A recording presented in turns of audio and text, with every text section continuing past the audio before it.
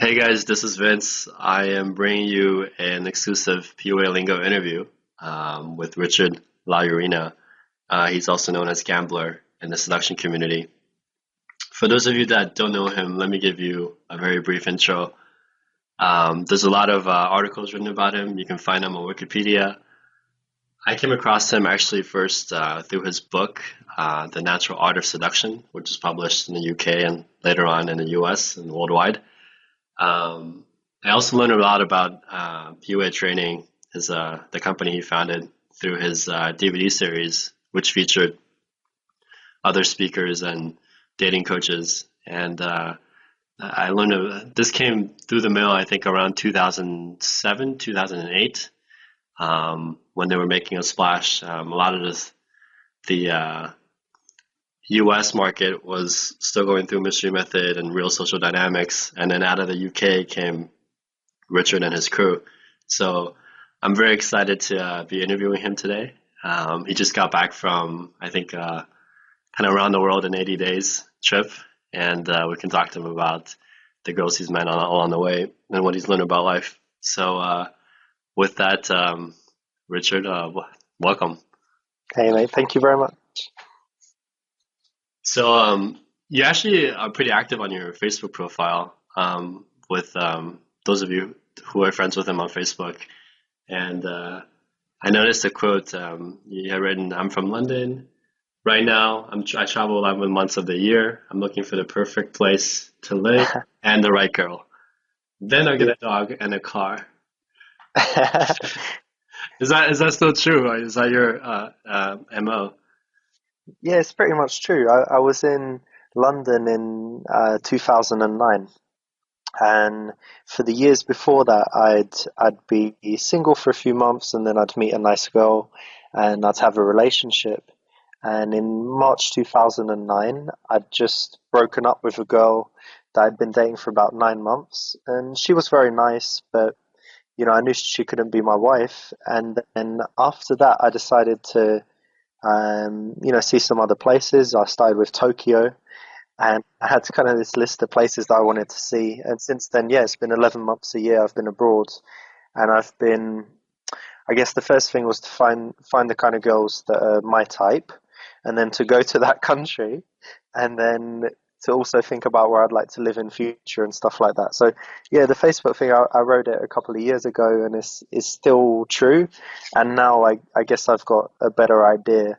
Um, I don't think I've met the girl that would be the one yet, although there are a couple, literally two girls that I know at the moment that I'm I don't want to say considering, but I guess that's the word to use. That's great. You're not, you don't get homesick, like you're not tied to, how some people, they just say, I grew up in the UK, I live here now, this is my home. You seem more flexible in terms of where you want to live ultimately. Yeah, I really don't care if I can happily never come back. Uh, my I'm in my mum's place now, and it's comfortable, and I've got like my I don't know, the stuff, a lot of things that I've bought over the years, here. Otherwise, I've only got the things that fit in my luggage when I travel. In England, I've got lots of friends, but normally people visit me. I say, I'm in this cool place, you should come out, and they want to come out. So I get to keep in touch with people, and of course, there's some nice, some things that you can get in, LA, New York, and London. Particularly like special food and stuff that I might like. But the main thing for me is really the people and the overall lifestyle. So I'm not such a fussy person that if I can't have my brand of whatever it might be that that I can't be comfortable somewhere. So yeah, I'm very flexible, and I never really get homesick. I'm homesick to actually, I won't say, wouldn't want my mum to hear, but I can't wait to get back actually. Get back where? To a secret location that is somewhere close to Russia. And for most people, they consider it something, you know, pretty much like Russia. So it's near Russia, but it's a different country. Yes. Got it, got it. I think I know what you're talking about. Okay, great. So you don't, so when you're traveling, you don't really miss your mom that much. I guess you can always come back. It seems like a UK passport's pretty handy for most parts of the world. Yeah, it's pretty flexible, and because I'm an only child and she's a single parent, so it's a family of two basically, me and my mother. But she can come visit me if I'm somewhere, and I come back every few months to say hi. So um, otherwise, yeah, I don't really have too much of a connection to England. I'm gonna talk game a little bit, okay? And I don't want to just talk about my mum and stuff. No? yeah, she could. I'm kidding.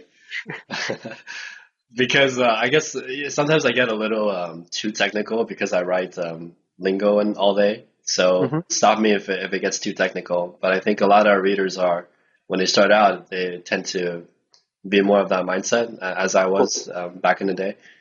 Like when you go out now on any given night, are you good enough to the point where, for the most part, you can get a girl for that night, kind of with a girl that you want? Do you have the skills to be able to do that?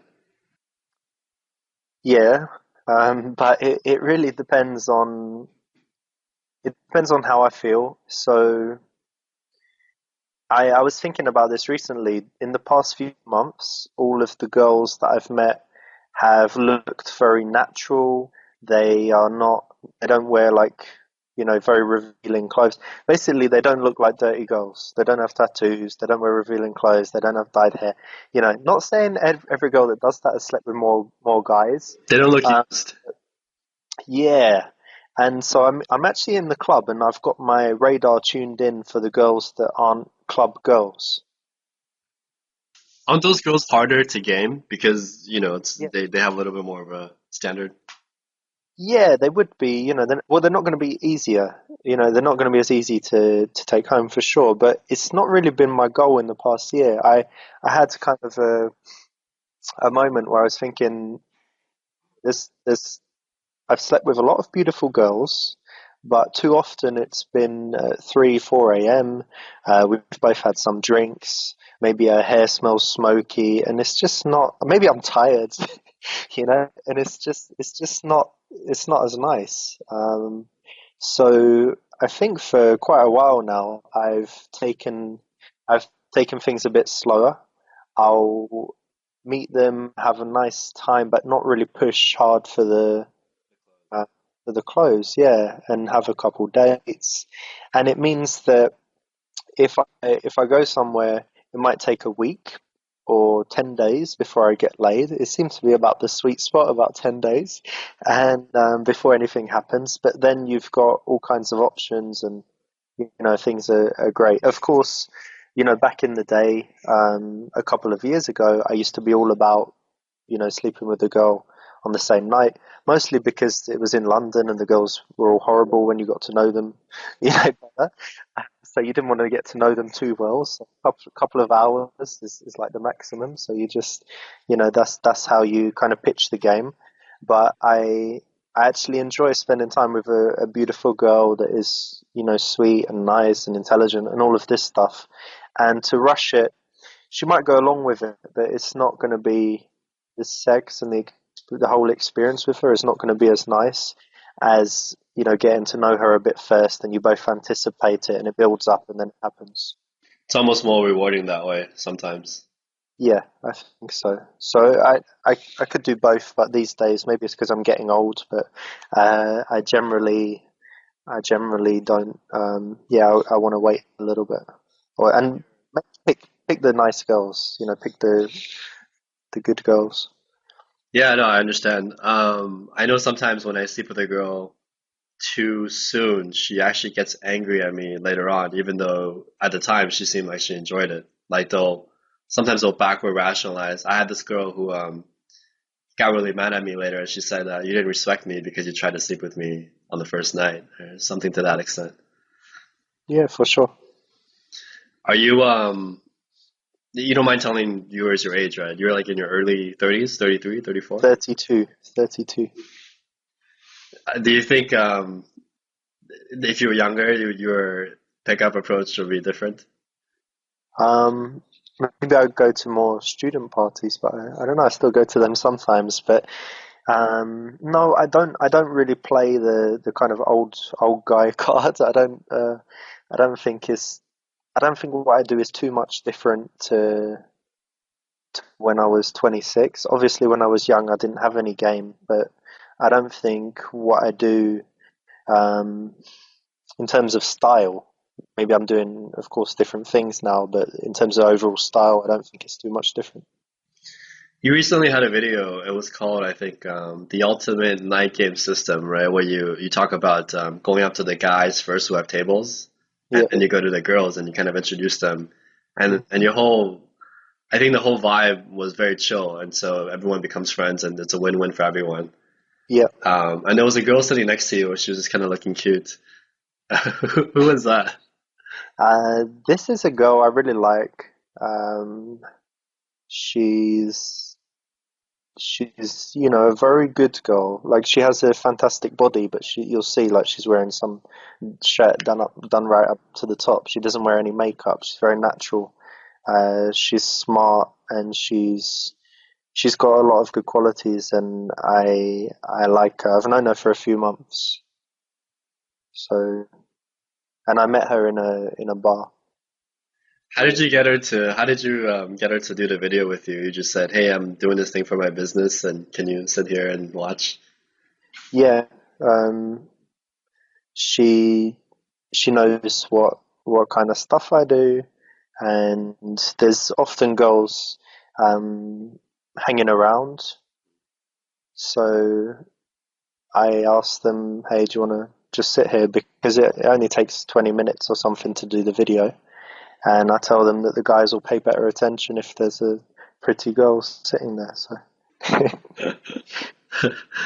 That's very nice of them to do that for you. It sounds like the way you do it is you're just so chill about it. They're like, okay, yeah, why not? I mean, for some guys, it it's might not seem hard. exploitation or something.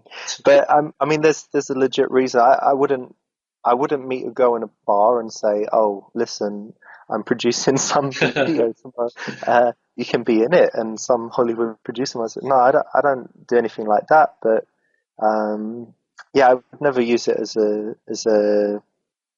a way to get their number or something. But I think there's a few in my recent videos in the past few months. There's three or four something different girls, and they're all girls that I would have known for I don't know weeks before, and they're just around. I say, "Listen, I'm making this. Will you be in it?" And they say, "Sure, sounds fun," or "Yeah, why not?" or whatever.